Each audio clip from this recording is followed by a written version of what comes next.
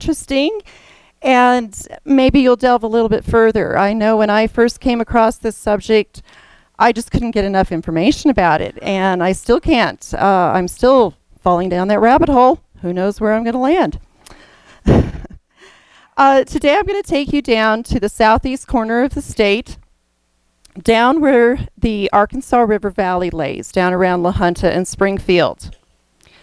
There's a series of petroglyphs down in that area that are very unique from most of the ones that you'll see here in Colorado or even in the Southwest.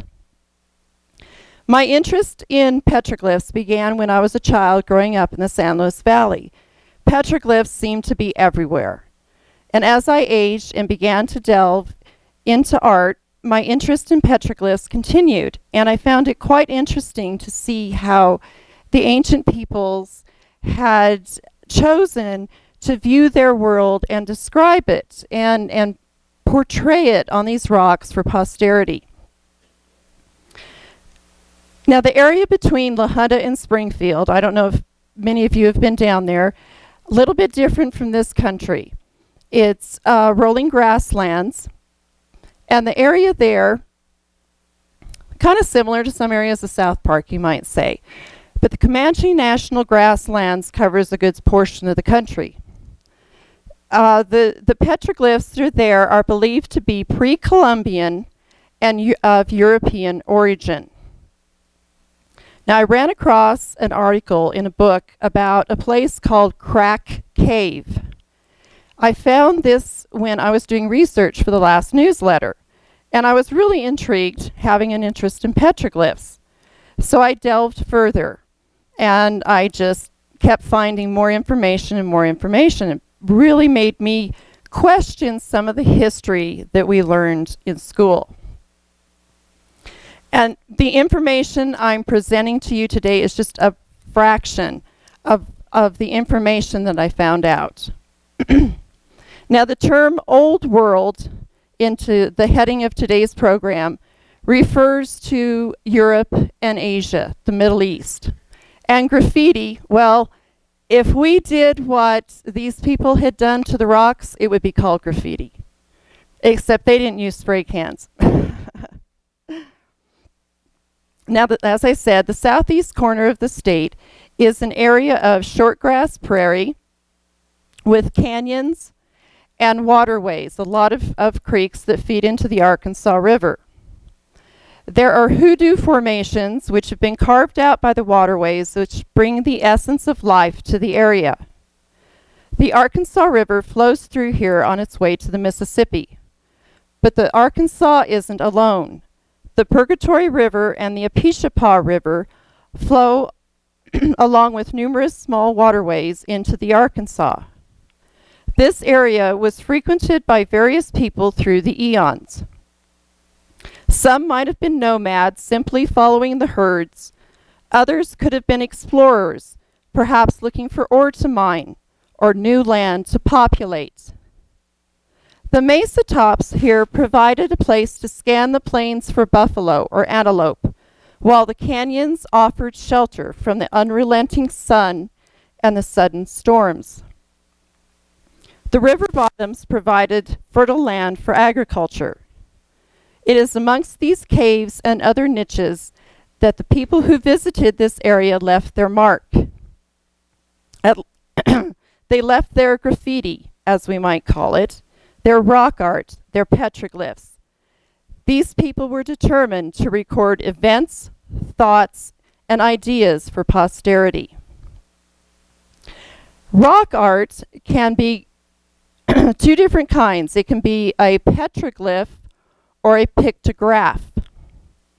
Petroglyphs are symbols which have been carved into stone, and they can be pecked, which results in round indentations, or petroglyphs can be scraped or carved into rock, resulting in a more defined petroglyph.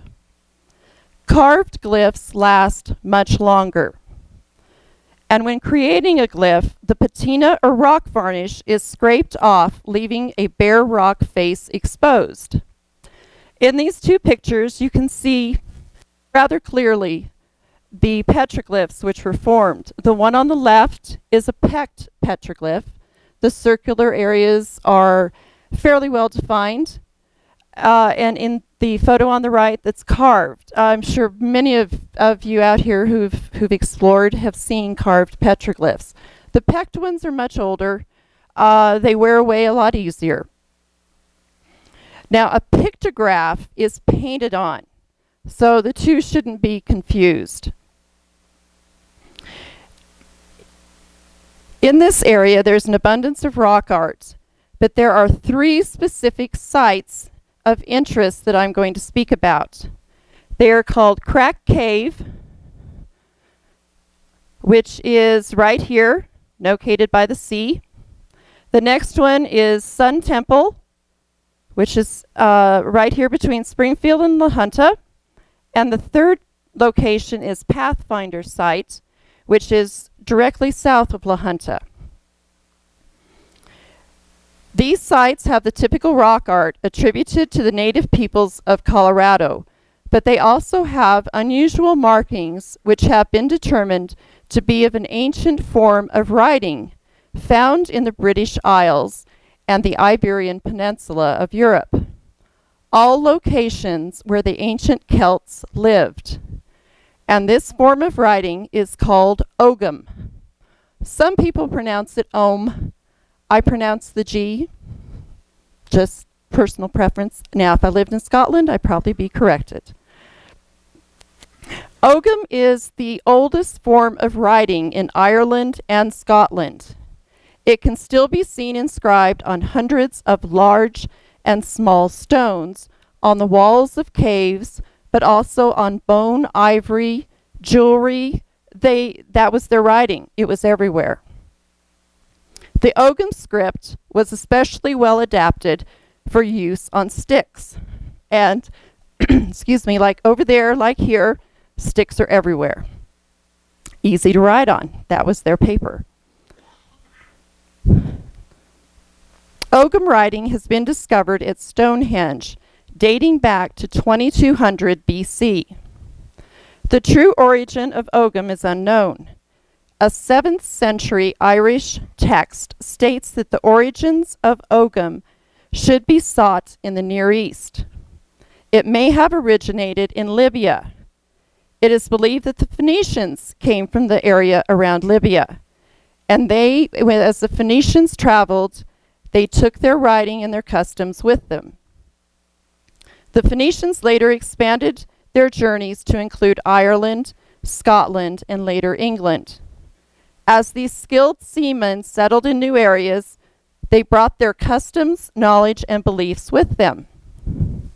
The Ogham found in Europe is usually written vertically, while the Ogham carvings here in Colorado are written horizontally. I feel this is because it's easier to find a long, uninterrupted horizontal piece of rock versus one that's standing upright. Now, Ogham is not an alphabet like we're used to. It's a phonetic alphabet. And the grouping of the hash marks on either side of the line determines the sound, the phonetic sound. There were ancient Irish monks who were able to translate the Ogham into Gaelic, which is how today we know how to translate it. We know what these stones say.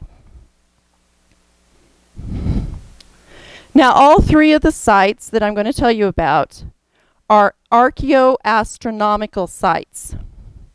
Archeo-astronomy is the study of how sky watchers of the past understood the phenomena of the sky, how they used this phenomena, and what role this phenomena played in their cultures.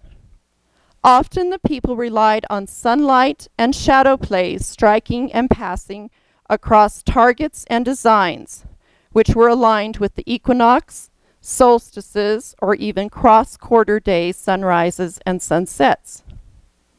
The cycles of the moon, Venus, and Mars also captivated them.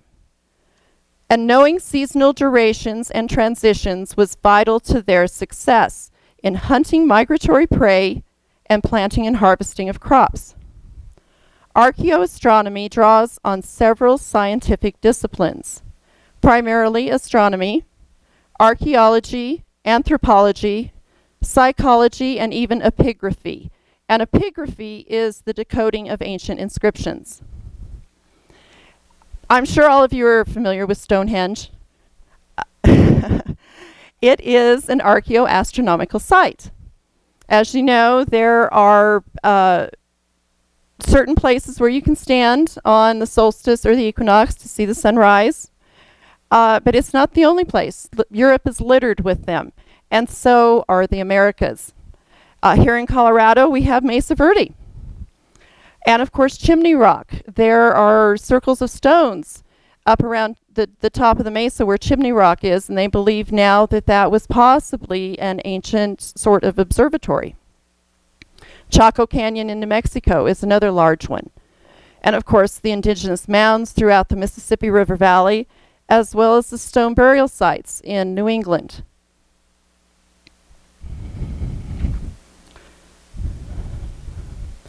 The man who did the most for the unique areas found in the southeast corner of the state was William McGlone. He lived in the La Junta area. He was a retired engineer who had served in the Navy. He was a very scientific man who always wanted his discoveries and theories verified by outside sources. He also enlisted the aid of many of his fellow engineers and scientists in deciphering the Ogham. One of the gentlemen who worked with him extensively was actually a NASA scientist that worked on the early NASA missions. So these men who did the preliminary work, the initial work, and about the only studies that have really ever been done on these sites were not just lay people. They were scientists, and they approached the study of these sites with a scientific mind. To McGlone, some of the rock carvings appeared to be much more than mere doodles on stone, or even the graffiti of Native Americans. He saw writing with letters and repeated symbols. And over the years, McGlone had attempted to identify these letters, and shortly before his death in 1999, he had made a reasonable argument that some of the petroglyphs were from an Arabic alphabet which would have been used by Turkish sailors around 500 BC. It's a little ways back. The first site we're going to go to is Crack Cave. It is located just north of the Colorado-Oklahoma state line. The area where it is found is called Picture Canyon.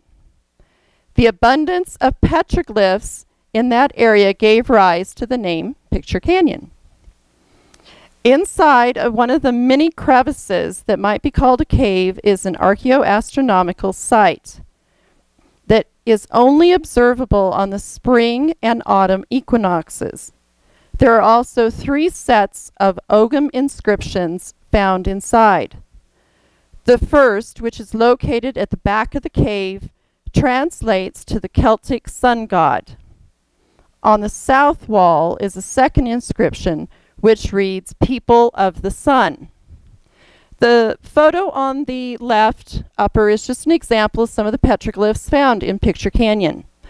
This one, it's kind of hard to see clearly being blown up, but it's a lot of deer, possibly antelope, maybe even an elk. There's a very unique species right here of the deer family that has a set of antlers that I think any hunter would be glad to have on his wall.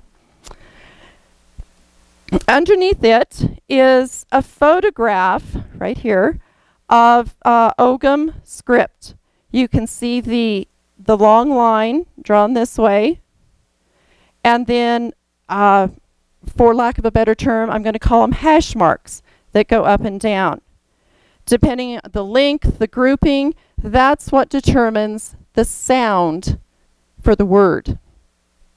And it's a lot of the people who don't believe this is Ogham say, well, it's not perfect like you would see in Ireland or Scotland. Well, it's hard to carve on rock, especially to carve it deep. And if you are traveling thousands of miles away from home, you're not going to have all your tools with you. So I feel that they really are Ogham script, because it's tough being when you're out away on your journeys, on a road trip for the summer maybe. The picture on the right is a page out of one of the books that I had looked through. The top photo is the Ogham script. Let's see if I can get it right here. This is the Ogham script on the wall, and this is what it says. It has been written down. This is the phonetic sound in Gaelic, and that's what says people of the sun. Now the bottom photo was thrown in for comparison. This right here is believed to say Maria, and it's believed to have been put there possibly by Spanish explorers, or even maybe somebody that had traveled through on the Santa Fe Trail, because the Santa Fe Trail goes not far from this area. So there were a lot of explorers through here.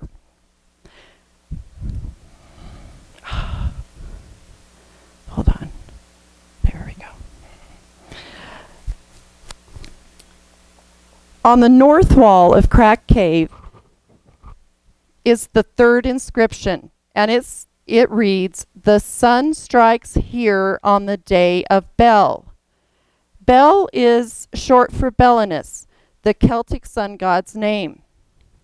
And in my research, I discovered that quite a few ancient cultures throughout Europe and the Middle East had a sun god, and their sun god's name was Bel or Baal. There seemed to be a thread of continuity throughout this ancient time. The last glyph is the one that is illuminated at sunrise on the equinoxes. And above this last glyph are count marks, which tell how many days to the equinox. They had a countdown calendar. The morning of the equinox, all the marks are illuminated. Today, the cave opening is protected with a metal grate to prevent vandalism, but the gate is opened on the equinoxes by the park ranger to allow the public to view the alignment. The photo on the left is taken from inside Crack Cave, and that is an equinox sunrise as seen through the opening of Crack Cave. And it's not centered. Maybe it was thousands of years ago, but as the earth shifts just a little bit, things become just a little bit out of alignment. Kind of like when you age, when you're back. The photo on the top is the Ogham script. Right here is the Ogham script, which reads, "Strikes here on the day of Bel." And these are the countdown hash marks right here. And this last photo right here, the white marks have been photoshopped in to make it easier to see. You should never, ever, ever, ever, ever, when you come across a petroglyph, do not rub it with anything. It destroys the petroglyph. No rubbings, don't put chalk in it. You should leave it pristine. Take a photo and then go home and do your Photoshop editing there. Kind of like, you pack it in, you pack it out. Just don't touch nothing. We're going to go next to Sun Temple. It's located to the northwest of Crack Cave, about halfway to La Junta from Springfield. It consists of a small cave with the majority of its glyphs on the roof of the cave. Here is the inscription of a rare triple planetary alignment of Venus, Jupiter, and Saturn that occurred within the constellation of Gemini. The words noble twins has been translated from Ogham script. This alignment occurred on a cross-quarter day, August 471 AD. A cross-quarter day, for those who don't know, is one which occurs halfway between an equinox and a solstice. In fact, we have one coming up very soon, the end of the month, April 1st, or April 30th into May 1st is a cross-quarter day. Another archeo-astronomical alignment is here, one which only occurs at the spring and autumn cross-quarter days. And near it are the words, season for reaping. Because the Sun Temple wasn't discovered until 1982, the patina on the petroglyphs had been preserved. In 1987, a man who is now a professor of geology at Arizona State University sampled the patina, or rock varnish, as it's called, that was embedded in the grooves of various petroglyphs. His results showed that some dated back to 2700 BC. It's a long time ago. Now, cowboy art and early Spanish art can often help the dating of petroglyphs, because they would go in, they'd travel through somewhere, they'd see the pictures on the rock walls, and they go, oh, I got to leave my mark for posterity too, just like the kids in Denver do with my son's garage about once a month. And so the cowboys or the Spanish would go through and carve over the petroglyphs, and often they would date them. So that helps scientists and researchers in dating what is underneath it. At least it lets them know that it's older than, say, 18 whatever.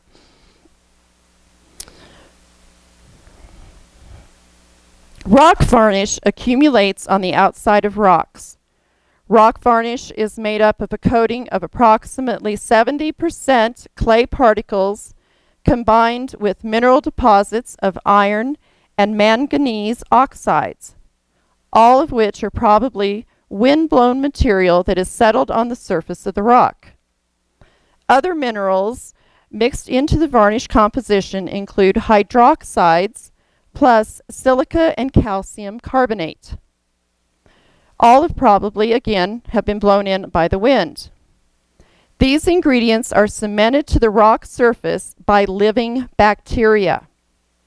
The bacteria reside within and beneath the microscopic layers of varnish and are usually absent from the exposed surfaces. Exactly how rock varnish is formed is still not completely known, but that's the theory behind it.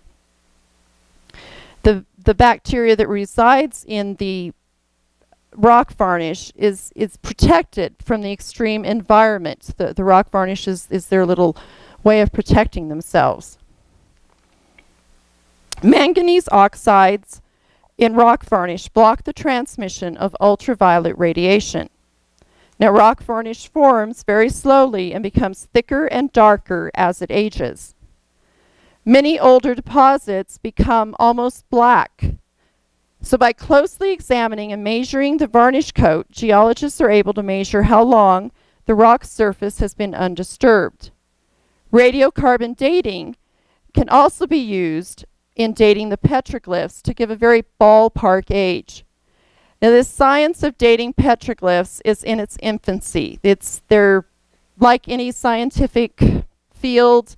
There's room for advancements, and I'm sure if these petroglyphs or others are dated again in 5 or 6 years, tested for dates, that whole date may be revised. And I'm sure there's some geologists here in the crowd that could probably expand upon that whole theory. The last site is called the Pathfinder site, and it's located high above the Purgatory River Valley south of La Junta. It was originally discovered in 1996. McGlone and a colleague recognized that Pathfinder had the potential for being a calendar site because it received direct sunlight at the moment of first light. On Pathfinder's rock face, a distinct shadow is cast from an adjacent rock onto a prominent and unique target-like petroglyph, indicating the potential for marking time. Pathfinder is a 40-foot by 12-foot slab of sandstone rock with a flat, east-facing surface that's covered with petroglyphs. A large boulder to the east leans onto the southern half of the Pathfinder, creating a cave. The extended northern part of the Pathfinder panel is exposed to the direct sunlight at sunrise, with a distinct shadow cast by the adjoining boulder. The first photo here, this is the Pathfinder site. This rock right here, this is the actual 40-foot by 12-foot panel that has the petroglyphs on it. And you can already see a shadow that has been cast by the sun.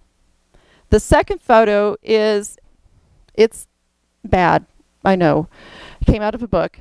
I haven't had the pleasure of being here yet.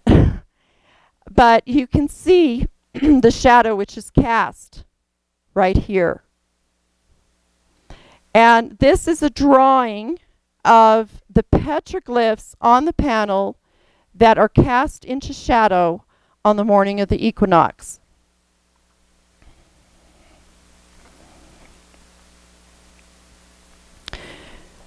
This is a drawing representation of the Pathfinder site. This area right here and over is what is cast into shadow on the morning of the equinox. And this drawing here was done by Carl Lieberger.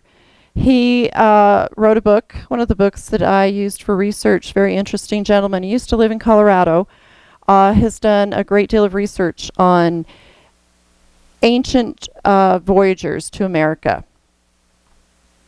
Now the Pathfinder site has a vast array of images. The most noticeable is the howling dog. Right here is a howling dog. He has spots on his back.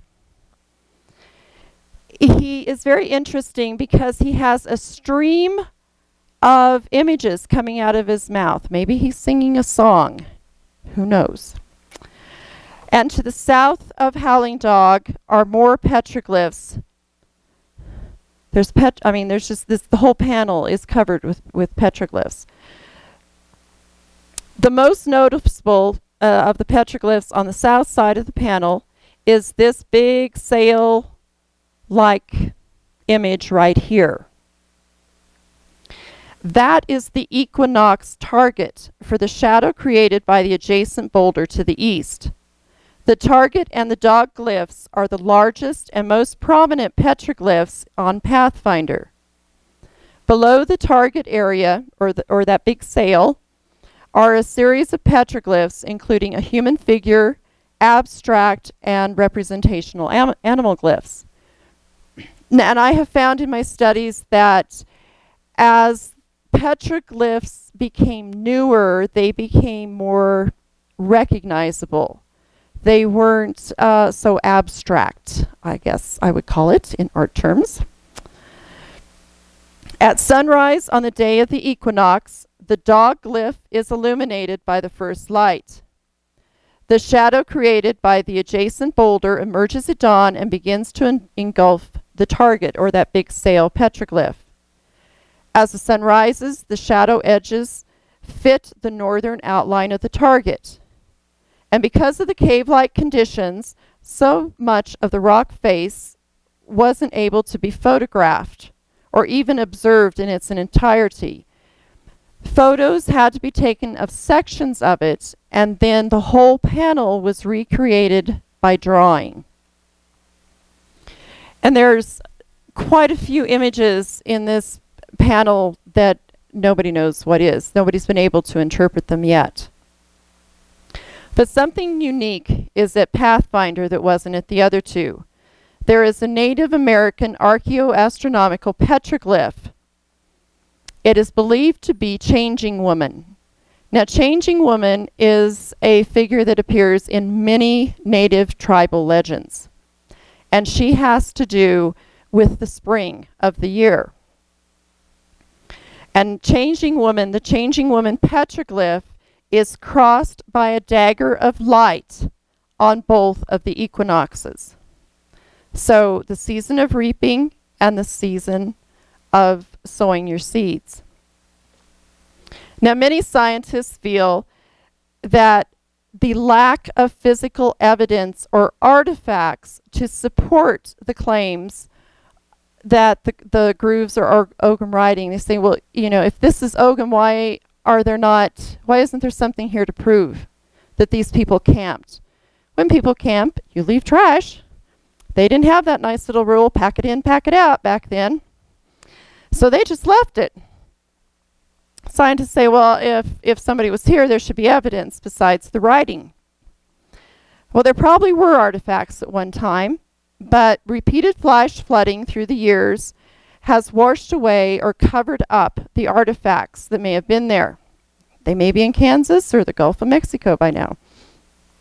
The fact that most of the petroglyph panels are 10 feet or more above the bottom level of the canyons and arroyos support this theory of flash flooding, stripping away the soils that are found in the bottom of the canyons. I mean, we're all familiar with what rain and water can do.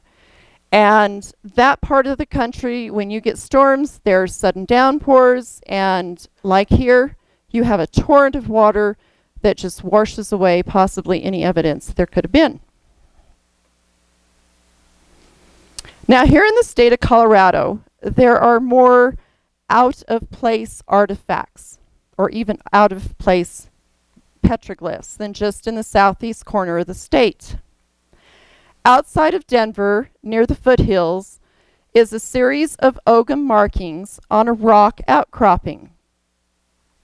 This is located on private property. It was translated to say, route guide, to the west is the frontier town with standing stones as boundary markers. This was perhaps a way of directing travelers to a settlement or even a shelter. This rock outcropping is known as a Central Colorado inscription.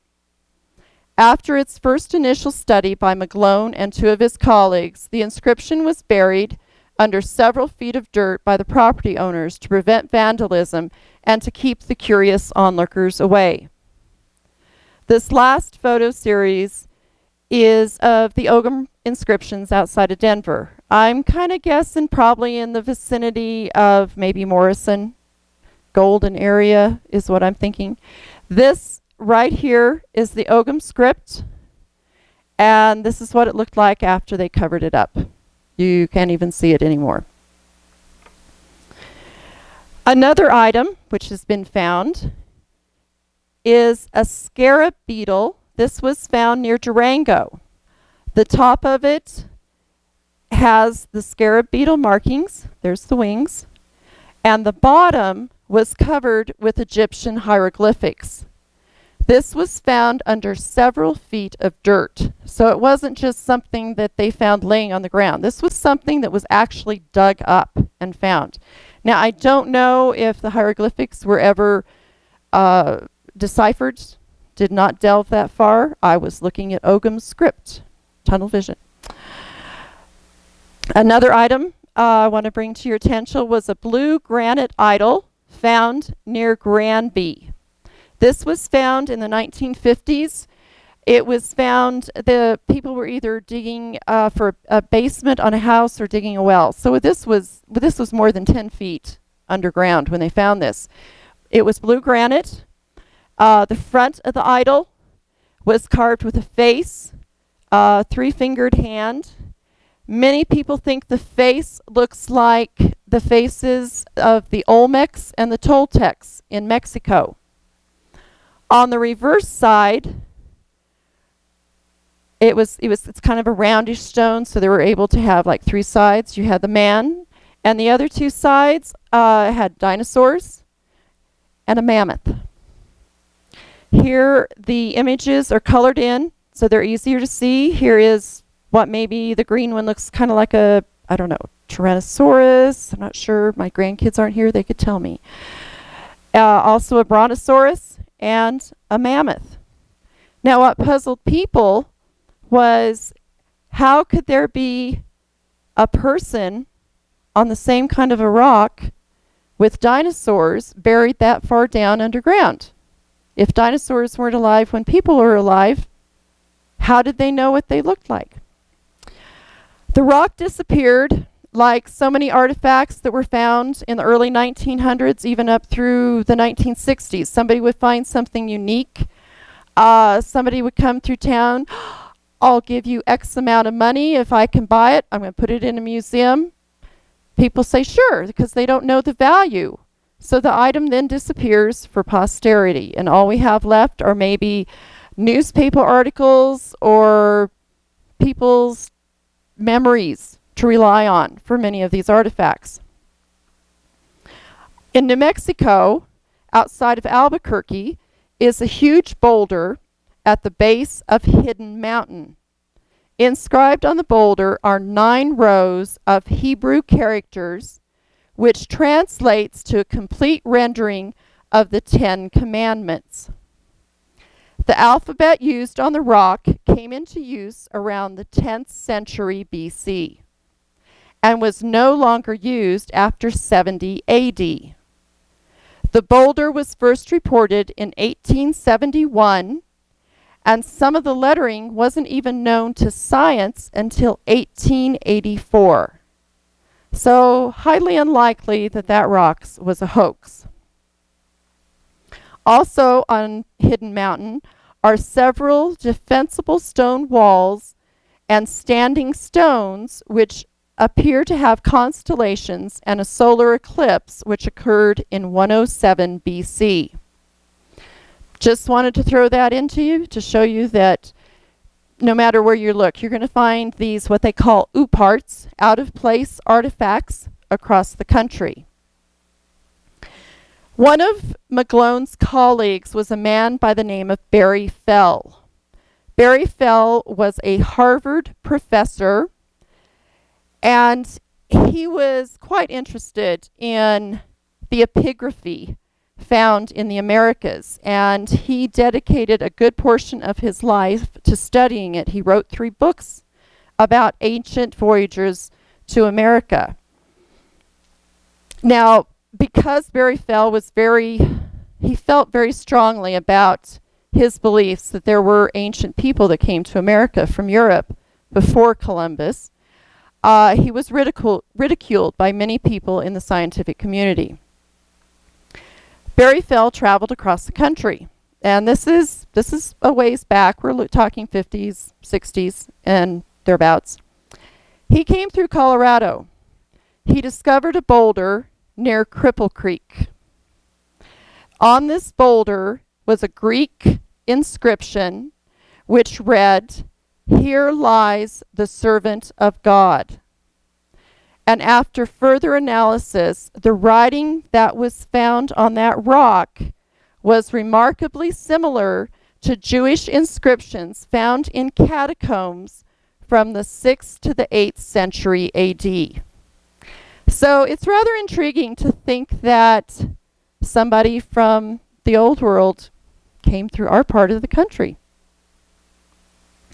And in Oklahoma, not far from Crack Cave, is a series of cave systems that have quite a few petroglyphs on them of Middle Eastern style. In fact, one of the caves has petroglyphs on it that are very much like Egyptian hieroglyphics, and it's called Anubis Cave. And this cave system is also an archeo-astronomical site. Like I said, I've only presented a small portion of the information I found, and I'm still doing research because I find this very interesting to think that there were people here from who knows where. They're just leaving us little intangible clues that we've got to follow, a little breadcrumb trail. I think that my belief is that the people that came up the Arkansas and left the Ogham Riding, I imagine they probably continued on up the Arkansas, possibly to the headwaters.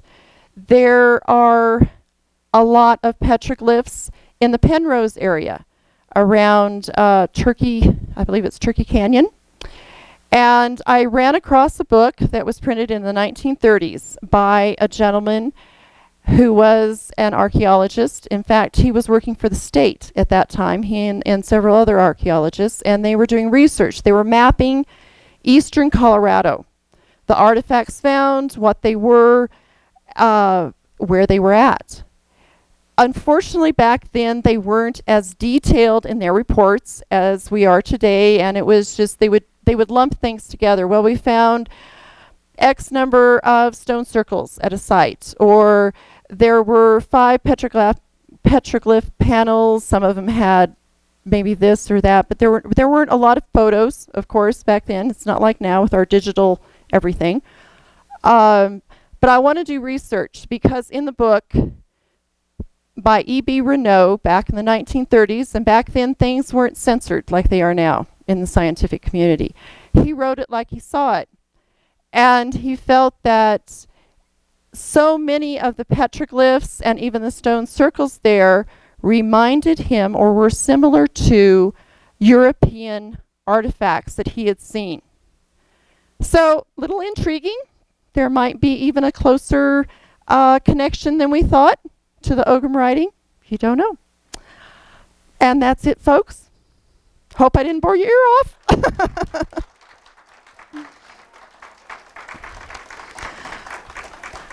Questions? Does anybody have any questions? Anybody? Yes. The closest I could come was the Cripple Creek Stone. And I'm just now starting to do research into Barry Fell's work to see where else he went, what else he found. The rock, like so many other artifacts, just seemed to have vanished. It could have been, he could have taken it back with him, and sometimes these artifacts that don't quite conform to modern thought seem to vanish. They disappear. They get locked away in some store closet, never to be seen again. So I'm still searching. Anyway, yes? Complex situation, and like I said earlier, very fascinating. Yes. And worthwhile for everybody to do some further studying on their own. And Jane, and I'm not sure what your name is, but everybody's saying keep an open mind. Yeah. It is true. You need to keep an open mind. I mean, there was a time when scientists didn't believe in germs. And now look. So you never know what the future has to hold. In my research, I did discover that there has been a DNA study done on the men of Ireland.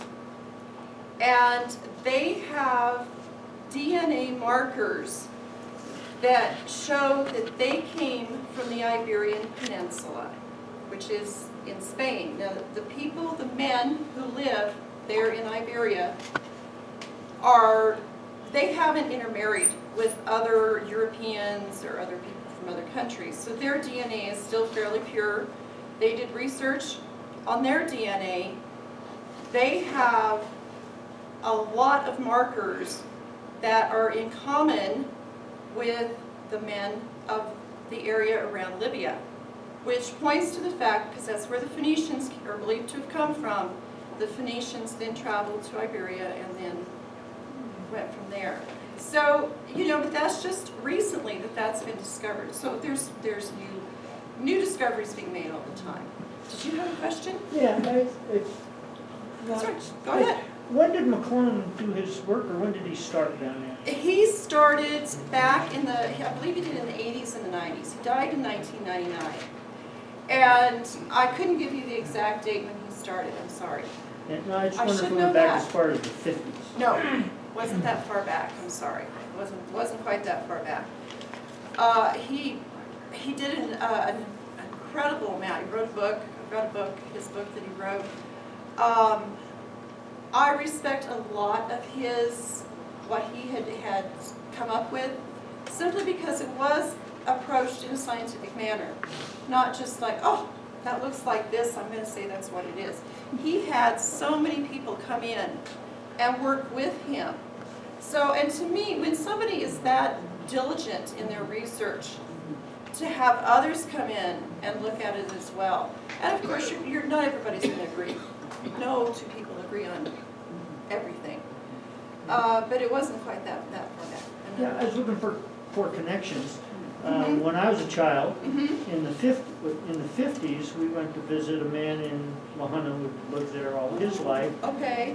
What caught my eye was he happened to be a Navy man. He was in the Navy. Do you remember his name? Yeah, Bob Barnes. Oh, He, okay. at any rate, he took us Uh-huh. to some of the caves in Picketwire Canyon to see the petroglyphs. Oh, So wow. we didn't take any pictures of them. I have pictures of us Oh, that's down in the incredible. canyon, but it was just us kids Yeah. looking at caves. But Oh I do my remember him gosh. taking us to the petroglyphs. That's incredible. A lot of the petroglyphs in that area are on private property, owned by ranchers. But there's so many too. I mean, there's just a lot. I was amazed at how many really were located in the southeast corner of the state. But this guy would have known all the ranchers. I mean, from my perspective, we came from New York. Right. But in 1950, Lahaina was that much smaller community than it is It now. was. So probably everybody, that's what I wondered. If, Right. At that time, if everybody knew everybody, Oh, I'm sure they would have, did. even if it was But just, I don't think he started just that they knew far. each other from the barber shop. But you know, the timing doesn't, the Well, they timing might doesn't have sound as right. time went on, but I don't think he started quite back that far back. It Yep. seems like it was sooner than that. That would have been about the time, I think, Barnes passed away. Could have been. And that name really rings a bell. I maybe was mentioned possibly in something I read about I that wouldn't have thought area. he would have, there'd have been any reason Bob didn't research him. I mean, he was a railroader. No, as far as I know. but William McGlone utilized, because he didn't know where a lot of these were. And so he Well, went to the ranchers, he went to longtime residents of the area, you know, inquiring about what there was there. Because they're the ones who would know, they know the territory. Bob Barnes was Mr. Lahaina. I mean, it always amazed me that when we went there, he thought Lahaina was the greatest place in the world, and he was ready to show you every bit of the greatness. Yes, ma'am. I wanted to say something about the petroglyphs that have been found in the area here. The Okay. southwest slope of Pikes Peak is really amazing, pretty rich. And I've done a lot of wandering over the last 42 years that I've been here. And there are many sites Oh, wow. that are up above Victor, Okay. up above our water supply there. I live in Victor. Okay. And there used to be, and it's sort of sad to talk about it, there used to be a lot of sites that have been destroyed by the modern day mining, the more recent mining that is up there now. And one of them, when I first moved up to that area, I lived in the old town of Elkton, which is no longer there.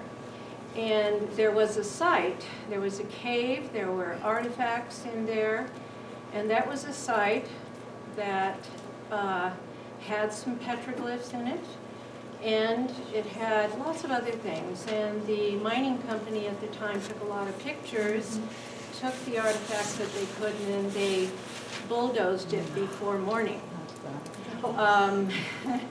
And unfortunately, a lot of that is gone, along with the last of the culturally modified trees that were up there on that mountain. But all the way down the Shelf Road, in between Victor and Canyon City, there are places, there are petroglyphs all over. There are some in caves that are on private land, and other ones that are really rather hard to find and get to, but they're still there. I have also seen some in the Penrose area at the bottom of what would be if you were to go down Phantom Canyon, or not Phantom Canyon, but the canyon that is the wildlife area now below Skagway. And if you go all the way down to Brush Hollow. But up in that canyon there that's really rather difficult to get to, there are some petroglyphs up there too. Those are the ones that I have read about, the last set that we talked about in Penrose. A lot of them are now on Army property. I find it intriguing that the U.S. Army has wanted to commandeer areas where the petroglyphs are, both in the Comanche National Grasslands and, of course, Penrose. So it's kind of hard. I've been kind of hitting a brick wall with researching some of them because so many of them are on property that's not accessible. Kind of makes you wonder why. Good source for the conspiracy theorists there. But I find it very intriguing. And like I said, when I ran across the book from the gentleman, it was written in the 1930s, because like I said, back then they wrote it like they saw it. They didn't write it to be politically correct or to make their fellow academia members happy. I mean, they literally wrote it like they saw it. And I have so many pages marked where he said, you know, that the petroglyphs looked like something he had seen in the Middle East, or there were these stone circles very similar to something he would see in the British Isles. It really, it's like, okay, he wouldn't say that back then in that time frame. And there was an area, she spoke about the hoaxes, there was an era in which that was the thing. You created a hoax, oh, look what I found, and the newspaper would rush out, and you were a media sensation. But like so many things, that died down. And some of them were, but I think the ones that are true have withheld the test of time, and we still talk about them today. Near Springfield, there was a Roman coin found that was like 10, 20 feet below the surface. So you don't know. You never know what's out there. I ran a lot. No, yes, sir. The picture you had in the very beginning, Yes, yes. where did that come from? That one came from the Picture Canyon area, and the reason there was white on it, it's been photoshopped so you could actually see the petroglyphs. But it's down in that area. It's down in that area, yeah. All the pictures I showed are from that area. I don't have anything from up in here. Maybe that's something I need to delve into. Maybe I get some help. It's way different than anything that I've seen. It is. And I grew up over by Price and all through the Colorado Plateau. I've been Right. There's a all lot over through all there. of those, and seen almost every canyon has any canyon there. I grew up on the other side of where Range Creek is, if you know where that is. And I saw that before it became I grew up in that area. I used to fish in Range Creek as a kid. And I've never seen anything like what you had there. It's totally different than They're a little more, like I said, abstract. It's the only way I can describe them. Called Using what? an art, abstract, like abstract art. They're not, the petroglyphs, the older ones weren't as distinguishable as far as, oh, that was a deer or a horse or maybe a person. Yeah, well, I'd never, there's very little, I've seen the other kind. There's tons and tons of that all around the Book Cliffs and the Colorado, what's called the Colorado Plateau.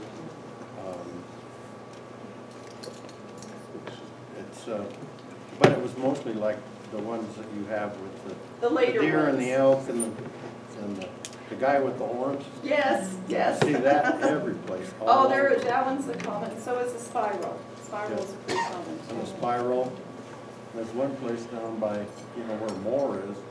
It's a whole, I mean, you won't believe how much is there. And there's a thing that goes right up, like it goes into the heavens. Interesting, interesting. I don't know where I did with a picture of it, but I've got it somewhere. Oh, that's interesting. Petroglyphs are fascinating. Yes, you had a question, Stan? Oh, this is a wonderful talk. Oh, thank you. Thank you so much. I wanted to let everybody know, we have a Clovis knife in the museum that dates from 13,000 BC. So humans have been here for 13,000 years. And what sort of complicates that, I know of a number of Ute petroglyphs, but they're considered sacred sites.